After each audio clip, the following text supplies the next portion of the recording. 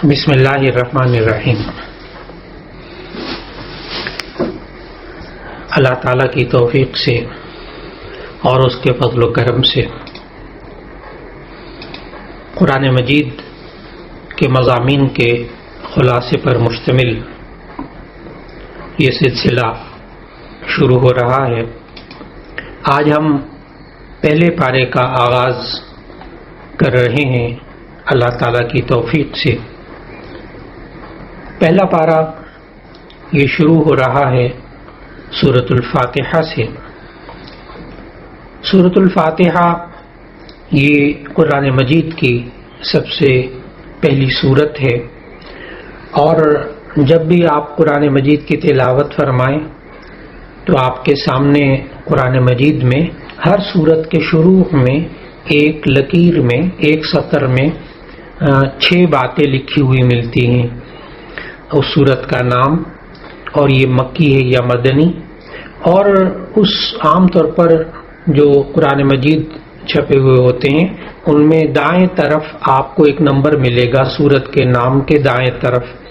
یہ ترتیب توقیفی نمبر ہوتا ہے، یعنی قرآن مجید میں کس سورت کو کس سورت کے بعد اور پہلے رکھنا ہے، یہ بات موقوف تھی حضرت جبرائیل علیہ السلام کے بیان کرنے پر، اس لیے اس کو ترتیب توقیفی کہتے ہیں۔ اور یہ اسی ترتیب سے یہ وہ سیریل نمبر ہے جو کہ اللہ تعالیٰ نے نبی صلی اللہ علیہ وسلم کو جبرائیل علیہ السلام کے ذریعے بتایا، اور اسی ترتیب سے آج ہمارے سامنے پورا قرآن مجید موجود ہے، اور اسی ترتیب سے لوح محفوظ میں قرآن مجید موجود ہے۔ تو یہ ترتیب توقیفی ایک لکھا ہوتا ہے۔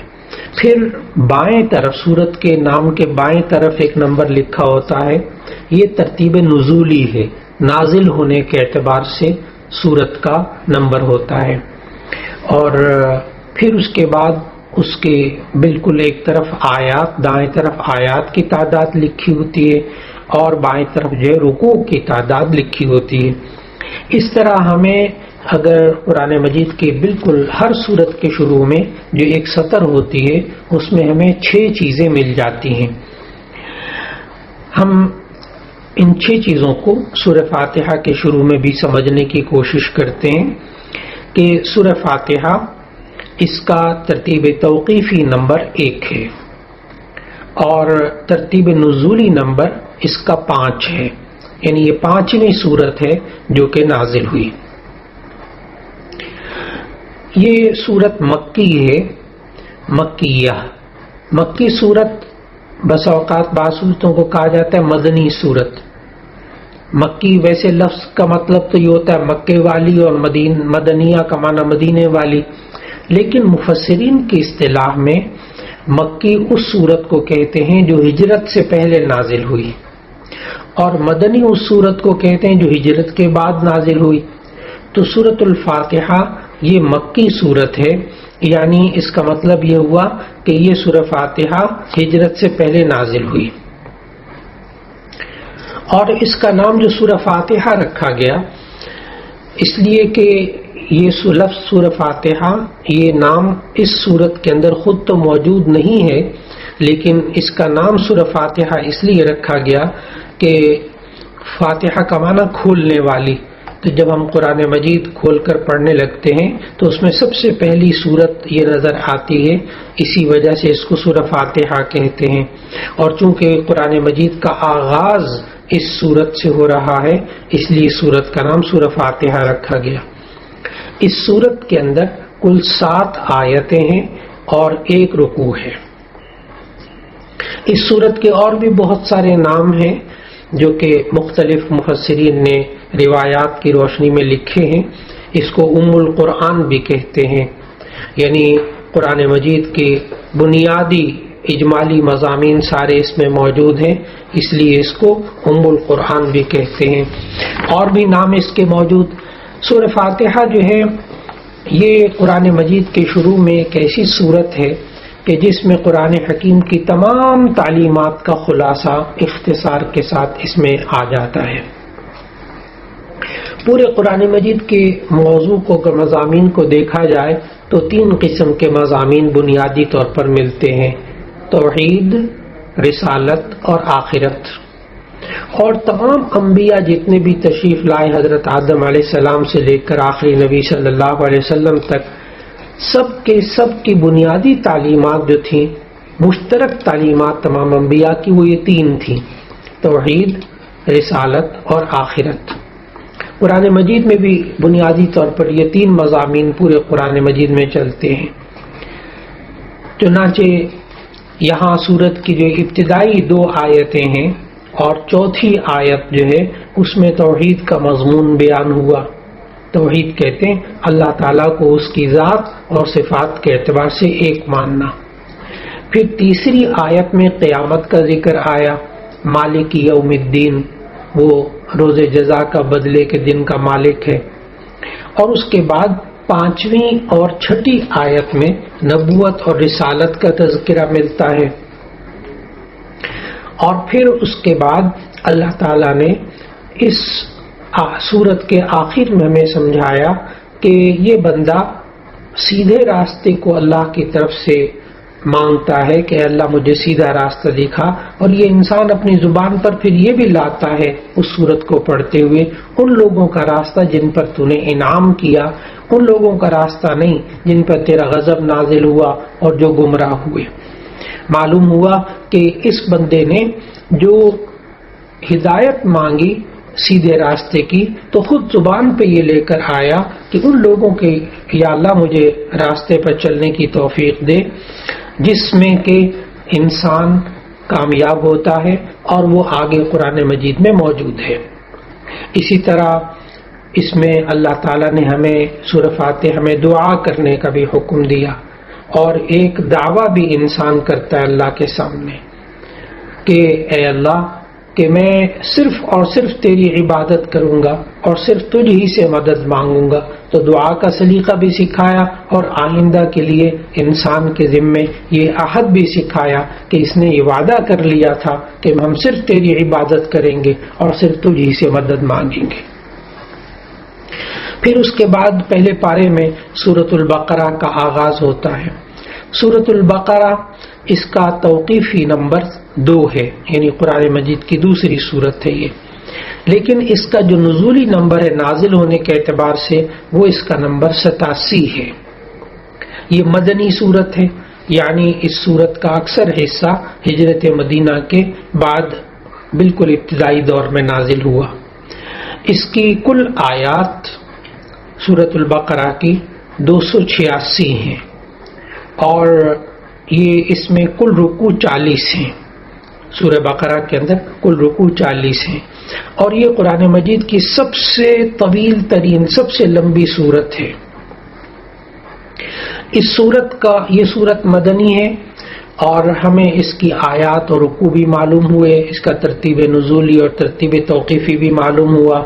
اب یہ جو سورۃ البقرہ کا نام بقرہ رکھا گیا، دراصل بقرہ کا معنی ہوتا ہے گائے، اور اس واقعے کو گائے والا واقعہ سورۃ البقرہ کے اندر اللہ تعالیٰ نے آیت نمبر 67 سے آیت نمبر 73 تک اس کا ذکر فرمایا، اور انہی آیات میں لفظ بقرہ بار بار آیا ہے، گویا کہ سورۃ البقرہ کا نام خود سورۃ البقرہ کے اندر موجود ہے۔ آیت نمبر 67 سے آیت نمبر 73 تک یہ بات موجود ہے، اس لیے اس کو سورۃ البقرہ کہا جاتا ہے کہ اس میں وہ گائے کے ذبح کا واقعہ موجود ہے۔ اصل میں وہ گائے والا واقعہ یہ پیش آیا تھا جس کا ذکر اللہ تعالیٰ نے اس سورت میں فرمایا کہ بنی اسرائیل کا ایک مالدار شخص تھا، تو اس کے بھتیجے نے مال وراثت لینے کی غرض سے اسے قتل کر دیا۔ پھر رات کے وقت میں اس نے یہ لاش اٹھا کر اپنے اس چچا زاد بھائی کی وہ کسی اور کے دروازے پر رکھایا، اور ظاہر ہے جہاں لاش ملی تو اختلاف پیدا ہو گیا کہ قاتل کون ہے، لڑائی جھگڑا شروع ہو گیا۔ اس پر اللہ تعالیٰ نے حضرت موسیٰ علیہ السلام کے ذریعے ان لوگوں کو حکم دیا کہ انہیں چاہیے کہ وہ ایک گائے ذبح کر دیں، اور اس کے گوشت کا کچھ حصہ اس مقتول کے جسم کے ساتھ لگائیں گے تو ایسا کرنے سے وہ مقتول زندہ ہو جائے گا دوبارہ اور وہ بتائے گا کہ میرا قاتل کون ہے۔ یہ واقعہ پیش آیا۔ اس پر اللہ تعالیٰ نے یہ بھی ذکر کیا کہ ان لوگوں نے بہت اس میں چون چرا کی کہ گائے کے ذبح کو اصل میں کرنا نہیں چاہتے تھے اور الٹے سیدھے سوالات کرتے رہے، یہ بھی اللہ تعالیٰ نے اس میں ذکر کیا۔ اور پھر اس سورہ بقرہ کے اندر اللہ تعالیٰ نے ہمیں جو اس واقعے کے ذریعے سمجھایا کہ یہ لوگ پھر اللہ تعالیٰ نے جب حکم دیا تو انہی میں سے بنی اسرائیل میں ایک گروہ اصل میں مرنے کے بعد زندہ ہونے کے بارے میں انکار کرتا تھا، تو اللہ تعالیٰ نے پھر ان کو یہ بھی سمجھایا۔ اور پھر اللہ تعالیٰ نے یہ بھی سمجھایا کہ چونکہ بنی اسرائیل جو ہیں یہ گائے کے بارے میں عقیدت رکھتے تھے، اس لیے بھی اللہ تعالیٰ نے ان کے عقیدے کی اصلاح کے لیے، تو اس میں گویا کہ گائے کے ذبح کرنے میں حکمت یہ معلوم ہوئی، ایک تو قاتل کی نشاندہی ہو جائے گی، دوسرا یہ کہ مرنے کے بعد دوبارہ زندہ ہونا یہ ان کو سمجھ آ جائے گا کہ اللہ تعالیٰ مرنے کے بعد دوبارہ زندہ کیسے کر سکتا ہے، اور تیسرا یہ کہ وہ جو گائے کی محبت ان کے دلوں میں رچی بسی اس کے عقیدے کی بھی تردید ہو جائے گی۔ یہ تو سورۃ البقرہ کا نام اور اس کے اندر جو واقعہ آیا اس کا تذکرہ تھا۔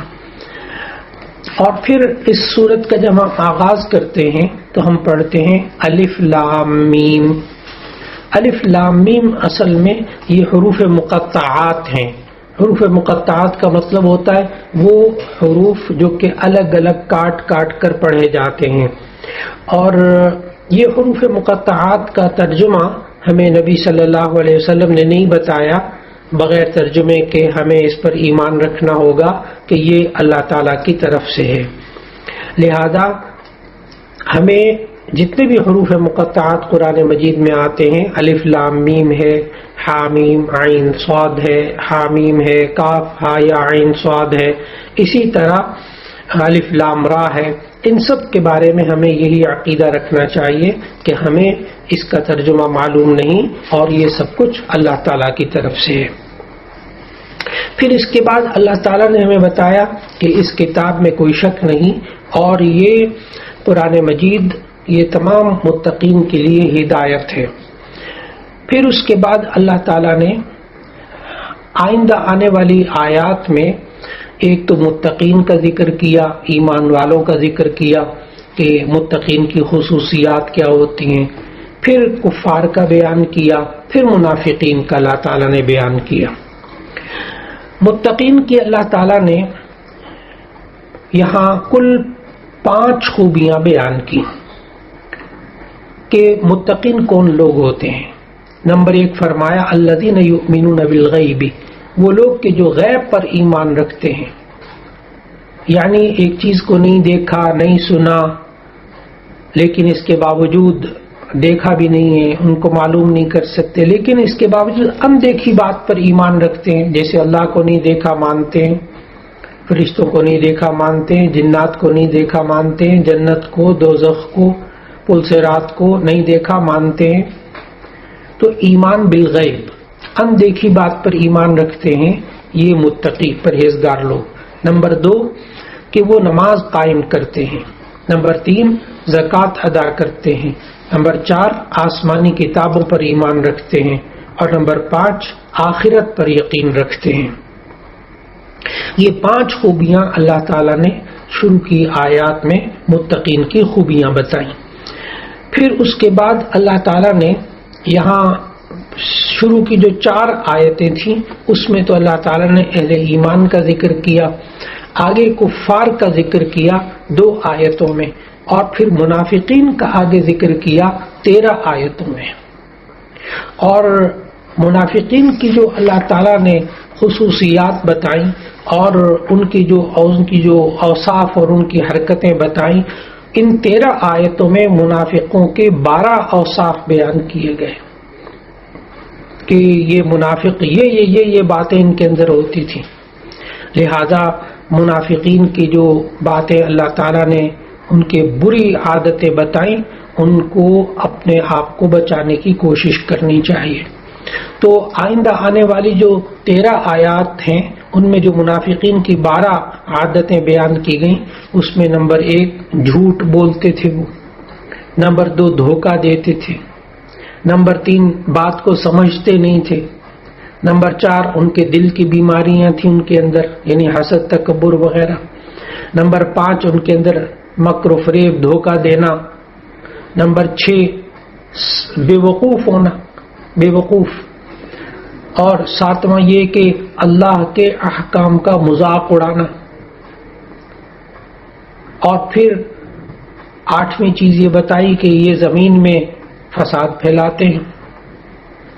9ویں عادت ان کی بتائی جہالت، یہ بھی منافقین کی ایک عادت تھی، اور 10ویں چیز ان کے اندر گمراہی، اور 11ویں چیز ان کے مزاج میں شک، ہر بات میں شک، تذبذب میں رہنا، شک میں رہنا، اور 12ویں عادت ان لوگوں کی بتائی کہ یہ ایمان والوں کا تمسخر کرتے تھے، ایمان والوں کا مذاق اڑاتے تھے، اللہ کے احکام کا بھی مذاق اڑاتے تھے اور ایمان والوں کا بھی مذاق اڑاتے تھے۔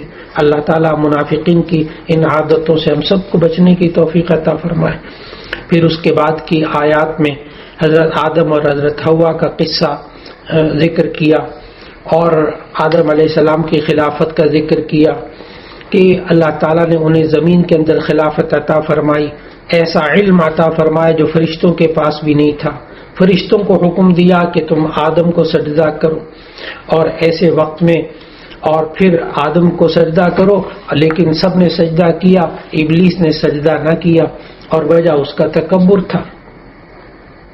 پھر اس کے بعد اللہ تعالیٰ نے سورۃ البقرہ میں پہلے پارے میں یہود کا تذکرہ کیا، بنی اسرائیل کا تذکرہ قرآن مجید میں کئی جگہ موجود ہے، لیکن سب سے زیادہ بنی اسرائیل، ان یہودیوں کا ذکر جو ہے وہ سورۃ البقرہ کے اندر زیادہ مذکور ہے۔ سورۃ البقرہ میں اللہ تعالیٰ نے جہاں بنی اسرائیل کا ذکر کیا، ان میں اللہ تعالیٰ نے 2 طریقوں سے ان کا ذکر کیا۔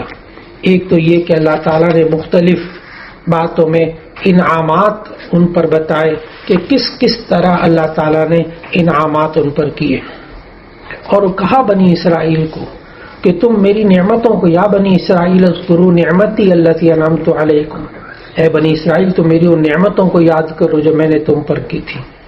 تو اللہ تعالیٰ نے ایک تو اس پہلے پارے میں بنی اسرائیل پر کی گئی نعمتوں کا ذکر فرمایا۔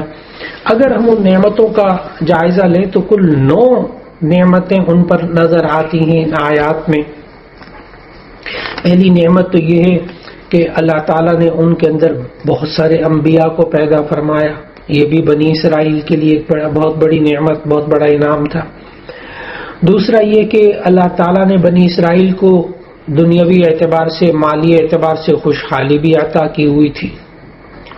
تیسرا یہ کہ اللہ تعالیٰ نے ان کو عقیدہ توحید اور ایمان کی نعمت ان کو عطا فرمائی تھی۔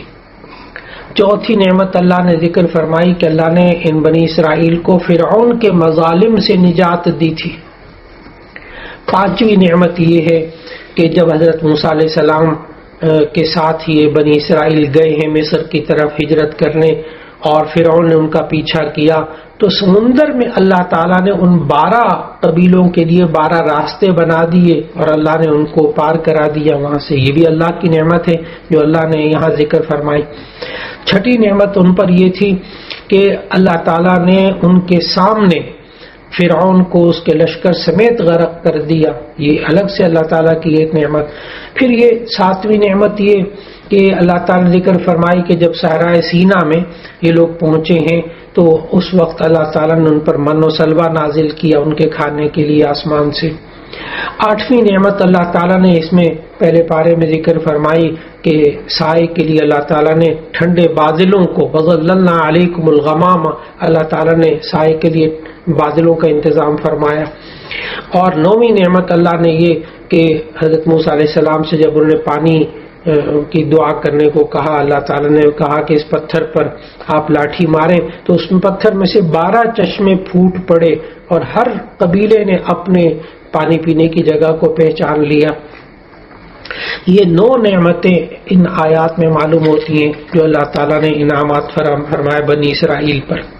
لیکن اس کے جواب میں یہ بنی اسرائیل بار بار اللہ تعالیٰ کی نعمتوں کی ناشکری کرتی رہی، اور اللہ تعالیٰ نے تقریباً ان آیات کے اندر 18 قسم کی باتیں بتائیں کہ ان کی یہ حرکتیں تھیں کہ جو یہودیوں کی اور بنی اسرائیل کی، کہ جنہوں نے اللہ تعالیٰ کی نعمتوں کی ناشکری بھی کی اور اللہ تعالیٰ کی نعمتوں کا انکار بھی کیا. اور اس میں سے پہلی بات تو اللہ تعالیٰ نے یہ ذکر کی ان آیات میں پہلے پارے کے اندر کہ بنی اسرائیل نے حق کو چھپایا. نمبر 2، یہ نبی صلی اللہ علیہ وسلم اللہ تعالیٰ کے آخری نبی ہیں، ان کی نبوت کا انکار کیا. تیسرا کام انہوں نے یہ کیا کہ بچڑے کو معبود بنایا. مسامری نے ایک سونے چاندی کو پگھال کر ایک بچڑا بنایا، انہوں نے اس کی عبادت شروع کر دی.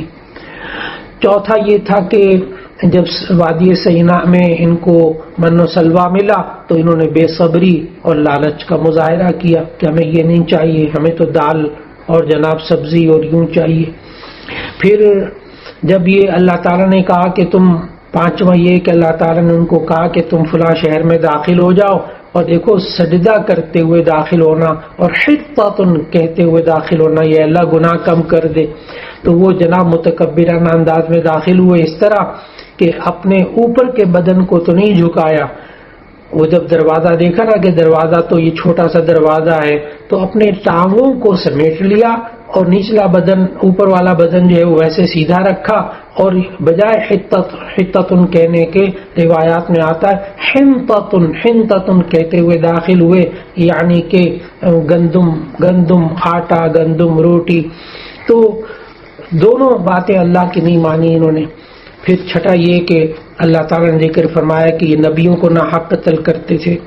ساتویں بات یہ بتائی کہ یہ بار بار بدعہدی کے مرتکب ہوتے تھے. اور آٹھویں یہ بات بتائی کہ ان کے دل سخت ہو گئے تھے، پتھر سے بھی زیادہ دل سخت ہو گئے تھے. اور نویں کفران نعمت کی بات اور اللہ تعالیٰ کی جو ہے نافرمانی کی بات بتائی کہ یہ بنی اسرائیل انہوں نے اللہ تعالیٰ کے کلام میں لفظی اور معنوی تحریف کی تھی. اور 10ویں بات یہ بتائی کہ یہ شریعت کے بعد اپنی مرضی سے شریعت کے اللہ تعالیٰ کے بعد احکام پر ایمان لاتے تھے، بعد کا انکار کرتے تھے. اور 11ویں بات یہ بتائی کہ یہ بغض اور حسد کی بیماری میں مبتلا ہو گئے تھے. اور 12ویں بات یہ بتائی کہ یہ لوگ دنیا کی مال، دنیا کی زندگی سے بے تحاشا محبت کرتے تھے. اور نمبر 13 بات یہ بتائی کہ یہ اللہ کے نیک فرشتوں سے بھی بیزاری کا اظہار کرتے تھے. 14ویں بات یہ بتائی کہ یہ لوگ جادو اور نجومی پنے میں یعنی کہانت میں بڑی دلچسپی رکھتے تھے. اور 15ویں بات یہ بتائی کہ ان کے ہاں بنی اسرائیل کے ہاں ایسے عملیات کرتے تھے جس سے میاں بیوی کے درمیان جدائی پیدا ہو جائے، لڑائی ہو جائے، گھریلو لڑائی ہو جائے. اور 16ویں بات اس میں یہ معلوم ہوئی کہ عجیب بات یہ کہ بنی اسرائیل ان تمام بد اعمالیوں کے باوجود اپنے آپ کو کہتے تھے ہم جنت کے دعوے دار ہیں، ہم لوگ جنت میں جائیں گے، بس جنت پہ صرف وہ جائے گا جو یہودی ہوگا. اور یہی دعویٰ نصارہ بھی کرتے تھے، ان کے اندر بھی بنی اسرائیل میں سے یہی لوگ یہ تھے. اور پھر اس کے ساتھ ساتھ، اس دعوے کے ساتھ ساتھ یہ بھی کہتے تھے کہ ہم حق پر ہیں اور باقی جتنے ہیں وہ سب کے سب حق پر نہیں ہیں. اور وہ یہاں تک کہتے تھے نبی صلی اللہ علیہ وسلم کو بھی کہ کونوا ھودن او نصارا تہتدوا، کہ تم یہودی ہو جاؤ یا نصرانی ہو جاؤ، ہدایت پا جاؤ گے. اس کے جواب میں اللہ تعالیٰ نے پھر کہا نہیں، آپ کہہ دیجئے کہ نہیں، میں تو ملت ابراہیمی پر ہوں، اور ملت ابراہیمی جو ایسی یعنی ملت حضرت ابراہیم علیہ السلام کا دین ایسا ہے کہ جس میں کوئی خرابی نہیں، اور یہود و نصارہ سب ان کو مانتے تھے. تو پھر اس پہلے پارے میں ابراہیم علیہ السلام کا خوب ذکر ہوا، اور یہود پر جو اللہ تعالیٰ نے انعامات اور کفران نعمت کی تفصیل بتائی. تو اس میں جب وہ یوں کہتے تھے کہ آپ یہودی ہو جائے یا نصرانی ہو جائے آپ ہدایت پا جائیں گے، تو اللہ تعالیٰ نے پھر نبی صلی اللہ علیہ وسلم کو حکم دیا آپ کہہ دیجئے کہ میں تو ملت ابراہیمی پر ہوں. اصل بات یہ تھی کہ ابراہیم علیہ السلام کو یہود اور نصارہ دونوں تسلیم کرتے تھے. اب اگر وہ اپنے دعوے میں سچے ہوتے تو حضرت آپ صلی اللہ علیہ وسلم کی اتباع کرتے. اللہ تعالیٰ نے اس بارے میں یہ بھی ذکر کیا کہ حضرت ابراہیم علیہ السلام نے کس طرح دعا مانگی تھی اور کس طرح حضرت آخری نبی صلی اللہ علیہ وسلم کو بھیج کر اللہ تعالیٰ نے حضرت ابراہیم علیہ السلام کی دعاؤں کو پورا کیا. اور پھر حضرت ابراہیم علیہ السلام کا ذکر کرتے ہوئے اللہ تعالیٰ نے بتایا کہ حضرت ابراہیم علیہ السلام کو ہم نے مختلف آزمائشوں میں مبتلا کیا، لیکن وہ ہر آزمائش میں سرخرو ہوئے، کامیاب ہوئے. پہلی آزمائش تو یہ تھی کہ والد ان کے بت پرستی میں مبتلا تھے تو والد کی بت پرستی سے بیزاری کا معاملہ ہوا. پھر اس کے ساتھ دوسرا یہ ہوا کہ اپنی قوم سے ٹکراؤ اور مخالفت کا معاملہ سامنے آیا. پھر حضرت ابراہیم علیہ السلام کا نمرود سے جو بحث و مباحثہ ہوا، اور پھر چوتھی آزمائش ڈالی کہ آگ میں ان کو ڈالا گیا حضرت ابراہیم علیہ السلام کو. اور پھر جب آگ سے اللہ تعالیٰ نے ان کو نجات دی تو پھر وطن سے ہجرت کرنے کی آزمائش آ گئی. پھر بیوی اور بچے کو بے آب و گیا وادی یعنی مکہ جس کا پرانا نام بکہ تھا وہاں چھوڑنے کا حکم ہوا. پھر حضرت ابراہیم علیہ السلام پر آگے چل کر ہم مطالعہ کریں گے کہ قرآن مجید میں کہ اپنے بیٹے اسماعیل کو اپنے ہاتھوں سے ذبح کرنے کا حکم دیا. تو یہ سب آزمائشیں جو ہے وہ حضرت ابراہیم علیہ السلام پر آئیں، لیکن وہ ان سب پر ثابت قدم رہے اور ان کے قدموں میں ذرا برابر کبھی بھی لغزش نہیں آئی. اور حضرت ابراہیم علیہ السلام نے جو دعائیں مانگی پھر اللہ تعالیٰ نے وہ دعائیں بھی قبول فرمائی. حضرت ابراہیم علیہ السلام نے یہ دعا مانگی کہ اے اللہ اس شہر کو مکے کے شہر کو پرامن شہر بنا، تو اللہ تعالیٰ نے اس کو امن والا شہر بنایا. پھر اللہ تعالیٰ نے حضرت ابراہیم علیہ السلام نے یہ دعا مانگی تھی کہ اے اللہ یہاں کے رہنے والوں کو رزق عطا فرما، پھل عطا فرما. آج دنیا کے کونے کونے میں سے بہترین پھل اگتا ہے اور وہ مکہ کے اندر نصیب ہوتا ہے. اور سب سے بڑی دعا جو حضرت ابراہیم علیہ السلام نے مانگی تھی کہ اے اللہ میرے میں سے ایک ایسے نبی کو پیدا فرما میری نسل میں سے.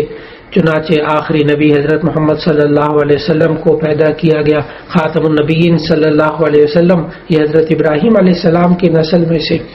اور پھر حضرت ابراہیم علیہ السلام کی باتوں کو ذکر کرنے کے بعد اللہ تعالیٰ نے ہمیں یہ بھی سمجھایا کہ ملت ابراہیمی سے صرف وہی منہ پھیر سکتا ہے جو بدبخت ہو اور اپنی خواہشات کا غلام ہو، اور یہود و نصارہ یہی کرتے تھے.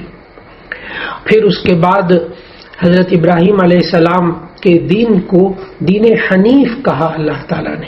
حنیف کا لفظی مطلب ہوتا ہے جو کہ ٹیڑھے پن سے پاک چیز ہو، اس کو حنیف کہتے ہیں. بل ملت ابراہیم حنیفہ. تو حضرت ابراہیم علیہ السلام کی جو ملت یعنی ان کا جو دین تھا اس میں شرک نہیں تھا، اس میں ٹیڑھا پن نہیں تھا اور اس میں کوئی گمراہی نہیں تھی. اور پھر اللہ تعالیٰ نے سمجھایا، نبی صلی اللہ علیہ وسلم کو بھی بتایا اور ساری دنیا کو کے سامنے بات رکھ دی کہ یہ بنی اسرائیل یہود و نصارہ صرف یہ ضد اور مخالفت ان کی عادت ہے، اور یہ کب راضی ہوں گے تو یہ اس وقت راضی کہا کہ اگر یہود و نصارہ اس طرح ایمان لے آئے جس طرح تم ایمان لے آؤ تو یہ ہدایت پا جائیں گے، اور اگر وہ منہ موڑ کے رہیں تو اس پر حیرانگی مت ظاہر کرنا کیونکہ ضد اور مخالفت ان کی عادت ہے. اور پھر اگر یہ یہود و نصارہ اور یہ بنی اسرائیل اسی طرح اللہ کے آخری نبی صلی اللہ علیہ وسلم کے احکامات کی نافرمانی کرتے رہے تو ایک وقت ایسا آئے گا کہ اللہ تعالیٰ خود ان سے نمٹ لے گا. وہ اللہ بڑا خوب سننے والا جاننے والا ہے. پھر پہلے پارے کا اختتام جن آیات میں ہو رہا ہے کہ اللہ تعالیٰ کے رنگ میں انسان کو رنگ جانا چاہیے، یعنی اللہ تعالیٰ نے جو احکامات انسان کو دیے انسان اسی کے مطابق اپنی زندگی گزارے. اور پھر نبی صلی اللہ علیہ وسلم کو یہ تسلی دی کہ پہلے بھی بہت امتیں گزر چکی ہیں لیکن لہا ما کسبت لہا ما کسبت ولکم ما کسبتم، ان کے لیے وہ ہے جو انہوں نے کمایا، آپ کے لیے وہ ہے جو آپ نے کمایا۔ لیکن ایک بات پارے کہ آخر میں اللہ تعالیٰ نے بتا دی کہ ولا تسألون عما كانوا يعملون، آپ سے نہیں پوچھا جائے گا کہ یہ جو کام کرتے تھے، آپ سے صرف یہ پوچھا جائے گا کہ آپ کے ذمے جو اللہ تعالیٰ نے ہدایت کا پیغام لوگوں تک پہنچانے کے لیے کہا تھا وہ آپ نے پہنچا دیا یا نہیں۔ لیکن اس کے باوجود آخری نبی صلی اللہ علیہ وسلم کے احکامات اور بیان کرنے کے باوجود اگر یہ عمل نہیں کریں گے تو آپ سے نہیں پوچھا جائے گا کہ انہوں نے عمل کیوں نہیں کیا۔ اللہ رب العزت ہم سب کو قرآن مجید کی تلاوت کرنے، اس کو سمجھنے اور اس کے مطابق زندگی گزارنے اور قرآن مجید کے پیغام کو دوسروں تک پہنچانے کی توفیق عطا فرمائے۔ وآخر دعوانا ان الحمد للہ رب العالمین۔